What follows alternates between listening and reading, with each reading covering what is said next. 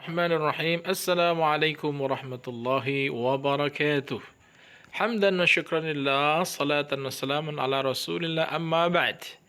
Apa kabar kalian semua? Semoga kalian semua dalam keadaan yang sehat walafiat. Baiklah, mari kita mulai pelajaran tentang sorof ini. Pada kali ini materinya adalah terkait muqaddimah. Namun sebelum muqaddimah, kami perkenalkan dulu guru-guru sorof yang akan mengajar kalian. Ya, yang pertama adalah guru kami sendiri, yakni Kiai Haji Athaillah. Yang kedua adalah Ustazah Dr. Anda Hidayati.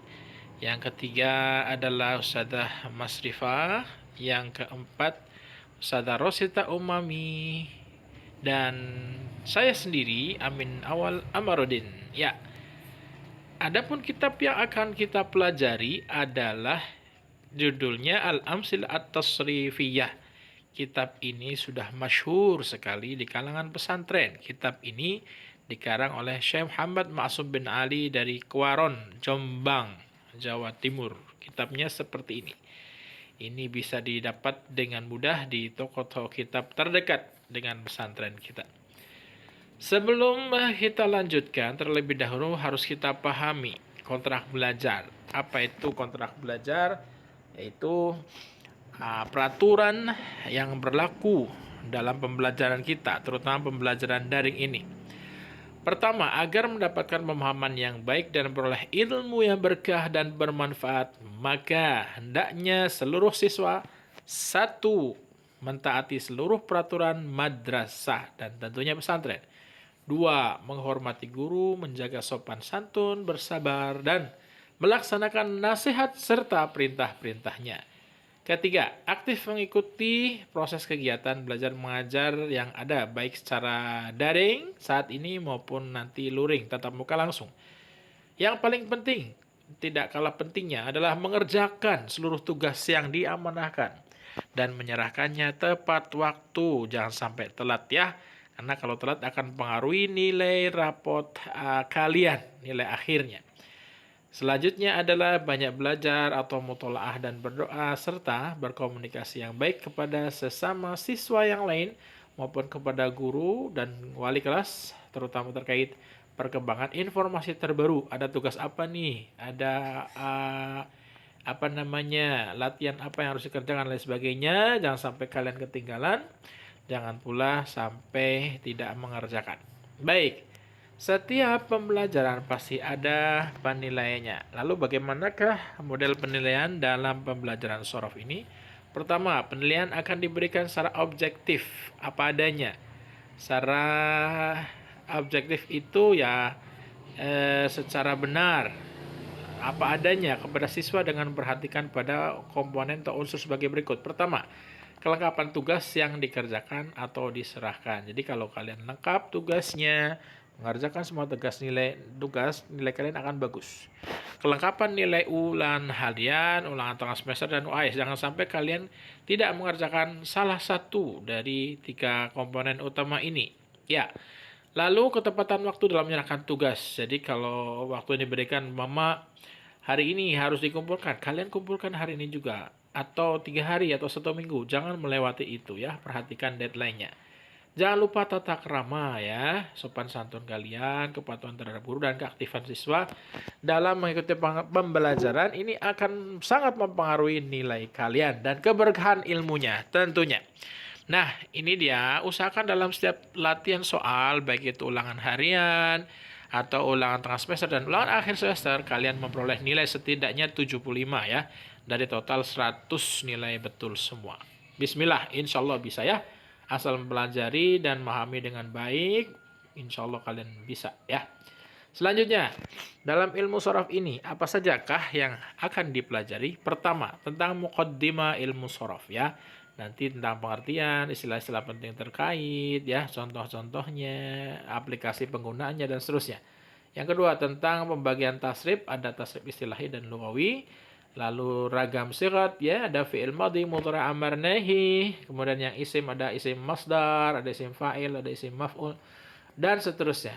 Lalu masuk kepada kategori kata kerja berdasarkan waktu, berdasarkan jumlah hurufnya, berdasarkan huruf yang membentuknya, berdasarkan pelakunya, berdasarkan objeknya ya. Jadi nanti kalian akan kalau berdasarkan waktu, mama tentang madi mudhari amar. Nahi ya, kalau berdasarkan jumlah huruf itu contohnya sulasi, rubai, mazid, mujarrad. Kalau berdasarkan huruf yang bentuknya ya, berarti ini kaitannya dengan bina ya. Ada sahih, ada mudha'af, ada mithal, ada ajwaf, ada naqis, ada lafif, ada mahmus. Dan seterusnya. Kalau kata kerja bersama pelakunya itu ada fi'il mabni ma'lum, mabni majhul, kaitannya nanti sama fa'il dan naib fa'il, serta kalau fi'il berdasarkan objeknya nanti ada yang muta'adi, ada yang lazim.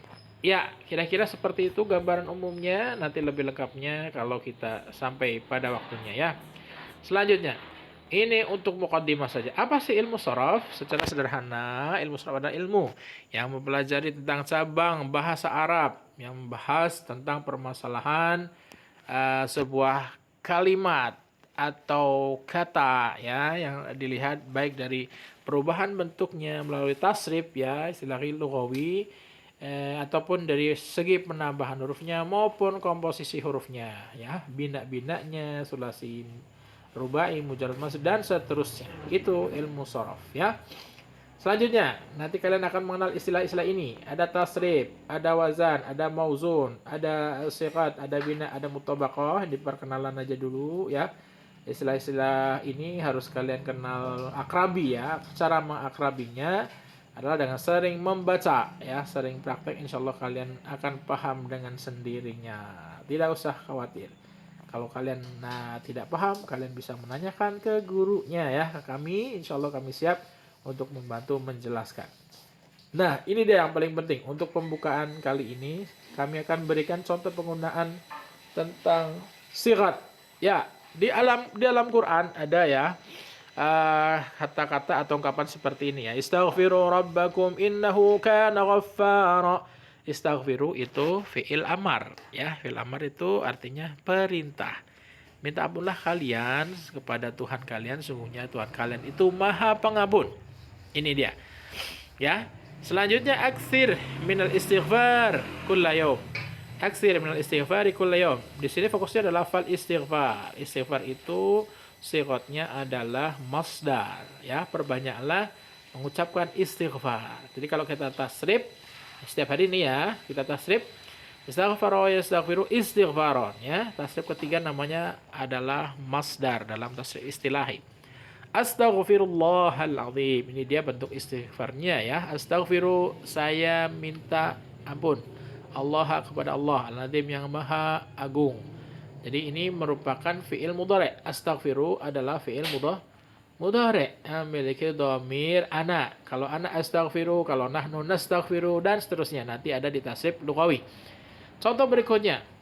Ini contohnya adalah tentang fi'il madhi dari bentuk istighfar ya. Qad istaghfartu ba'da kullil maktubati. Saya benar-benar telah minta ampun pada Allah, beristighfar setiap habis melakukan salat wajib ya, salat fardu. Istaghfartu. Wah, ini dari fi'il madhi. Istaghfara, istaghfara, istaghfaru, istaghfarat dan seterusnya nanti kalau ditasrif ya, istaghfara, istaghfara, istaghfaru akan ketemu istaghfartu untuk dhamir ana atau saya ya. Istaghfartu berarti saya minta ampun pada Allah Subhanahu wa taala. Di ayat Al-Qur'an yang lain ada lafaz wal mustaghfirina bil ashar. Dan orang-orang yang minta ampun pada Allah pada waktu sahur ya. Al-mustaghfirin sifatnya atau bentuknya adalah isim fa'il atau orang-orang yang melakukan istighfar di waktu sahur. Itu contoh penggunaan sirat dalam lafaz ungkapan bahasa Arab ya, ada beberapa dari ayat Al-Qur'an. Dari sini kita jelas melihat bahwasanya dengan penggunaan sigat yang berbeda ini ditujukan untuk maksud atau tujuan yang berbeda. Kalau kita tujuannya memerintah pada seorang maka kita menggunakan fi'il amar. Kalau kita menghabarkan sudah melakukan suatu maka menggunakan fi'il madhi. Kalau kita melakukan sesuatu secara kontinu terus-menerus setiap hari maka pakai fi'il mudhari. Sedangkan kata dasarnya pakai masdar. Kalau orang-orang yang melakukan sebuah tindakan menggunakan isim fa'il seperti itu. Jadi tidak sampai keliru-keliru atau salah memahami maupun salah menggunakan. Itulah fungsi dari ilmu shorof.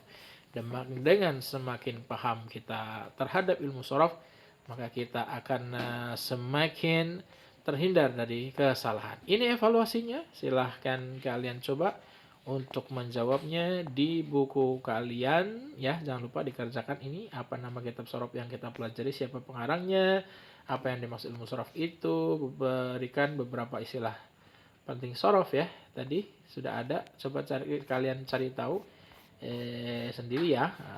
Silakan apa ini maksud dari tasrif, sirat, wazan, bina, mutabaqah, mauzun maupun waqi ya. Meskipun ini belum diajarkan, kalian coba dulu sendiri ya. Bismillah ya, insyaallah kalian bisa. Ternak si ikan teri. Teri diternak dalam kolam. Cakep. Karena telah sampai di penghujung materi, kuakhiri dengan salam. Wassalamualaikum warahmatullahi wabarakatuh. Itu saja anakku sekalian pelajaran kita hari ini tentang ilmu shorof. Kita akhiri dengan hamdalah. Alhamdulillahirabbil alamin. Semoga berkah, manfaat. Kalian bisa memahaminya dengan baik. Silahkan kalau belum paham kalian bisa mengulangi dari awal. Insyaallah kalian bisa mendapatkan ilmu yang berkah, manfaat. Dari saya sekian. Assalamualaikum warahmatullahi wabarakatuh. Alhamdulillahirabbil alamin.